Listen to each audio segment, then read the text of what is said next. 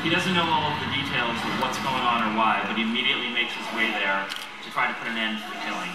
Right off the bat, you run into Borat. He's the young Haradrim that Tyrael sent to find you during the cinematic.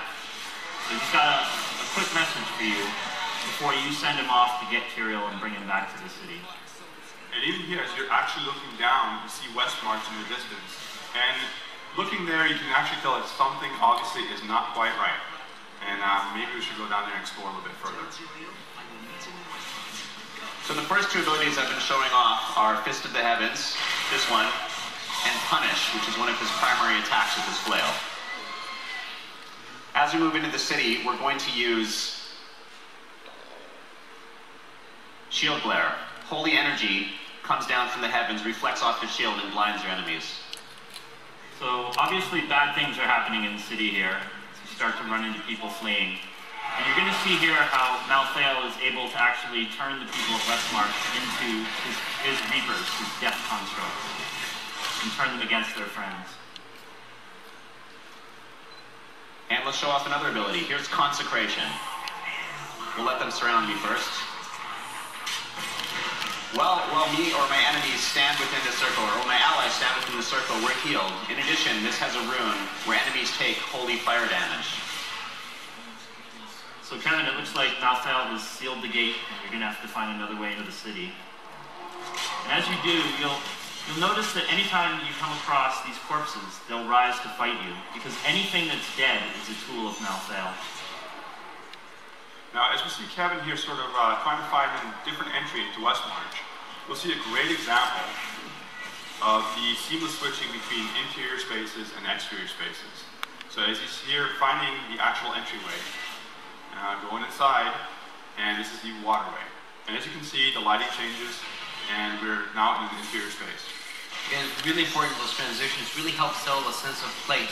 Makes Westmarch feel like a real city in Sanctuary, and again, it really shows off the great Gothic feel in the architecture of Westmarch. So you're about to find a small group of refugees huddling here. They're actually out of danger because they're safe inside the wall. So if you're searching for refugees, you're going to need to keep moving.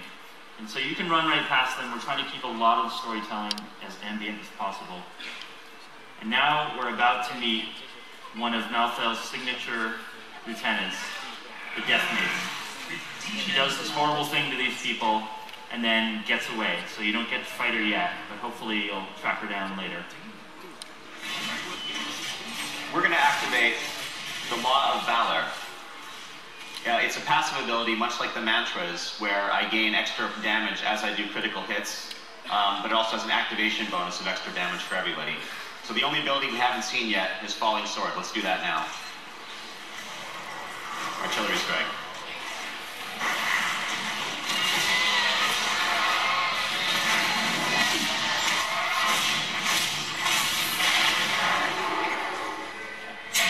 Now, as Chris is making his way up here, you can see that there's a wide variety of environments in Westmarch. We're trying to really sort of make it interesting for the players from moving for tight spaces where you have to use different strategies and tactics to wide open spaces where you actually fight your way through Westmarch. Here's a good example of tactics. I'm with melee enemies here. There's two archers at the side. Let's take them out. Well, that's work item. Hold on, the game is about loot. Oh, I know. Awesome. So now the Crusader is making his way to the cathedral. And this is where he's heard a rumor that there's a bunch of refugees hiding, and they're not safe here. So the Crusader's got to get into the cathedral and try to stabilize the situation before he can worry about anything else. Just save as many civilians as possible. And one of the things I really love about the Crusader is how the tactical combinations of all the skills to really give a really great feeling as for the player. You can come up with some great 1, 2, 3 combos. And you saw that a bunch of those Reapers were running towards the cathedral, and that's because they can sense life. When they sense the living nearby, they're going to make right for it and try to end it.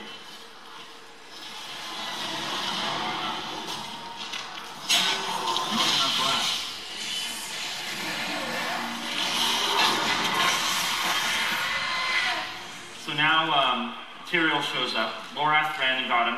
He's here. He's injured, but he's ready to team up with you.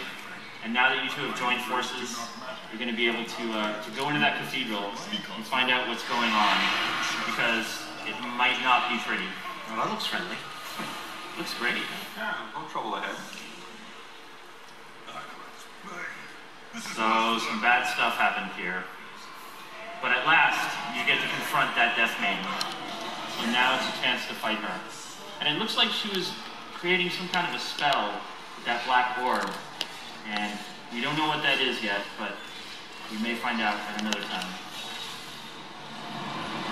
So let's talk a little bit more about tactics. The Death Maiden teleports around a lot, so I have sort of 3 different ways of stopping her. I can strike at a distance, I can blind her, and I can use Falling Sword for that distance strike when she runs away.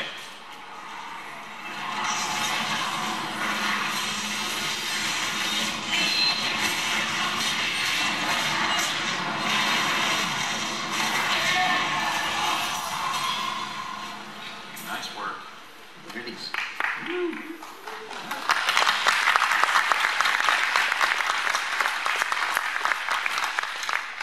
So we found 2 special Crusader weapons. The Crusader's Shield, which again, the armor percentage is part of the Crusader's damage. This is a massive upgrade here. And we found a legendary item. So targeted legendaries are a new system we have. Because I'm playing the Crusader and it's the first time I've killed this boss, I get a guaranteed legendary. This particular one is God Butcher. It's perfect for the Crusader because it has a chance to pull its enemies in and slow them, and so you're right in the middle of the action always where you want to be. When you guys play this demo, in just a little while, you're going to be able to try this weapon out yourself. All right, thanks, guys. All right. You, Kevin. All right.